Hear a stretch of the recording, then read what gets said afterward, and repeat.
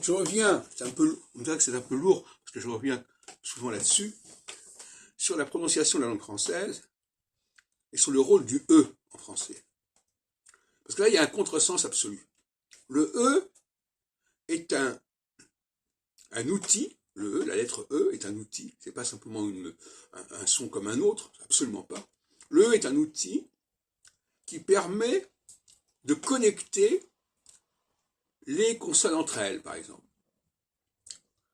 À partir du moment où je dis maintenant, c'est pas pareil que ce que j'ai dit maintenant. Si je dis maintenant, je relie le T et le N. Si je dis maintenant, je sépare le T et le N. Donc c'est totalement opposé. Et donc il y a des gens qui font exactement le contraire de ce qu'il faudrait faire.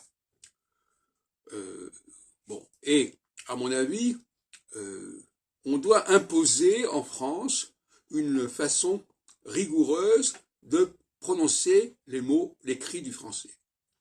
Il y a des façons qui ne sont pas acceptables, qui sont une trahison de la langue française, un contresens par rapport à la langue française. Donc je ne supporte pas des gens qui disent maintenant ou élémentairement, momentanément. Alors, ce qui est intéressant aussi, c'est le rôle du M en français.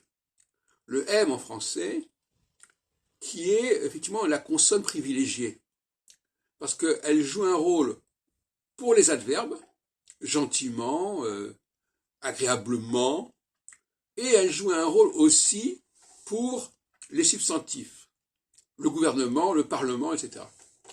Donc le M est une consonne majeure en français, qui a d'ailleurs été utilisée bien sûr par les Anglais qui disent parliament, government, etc.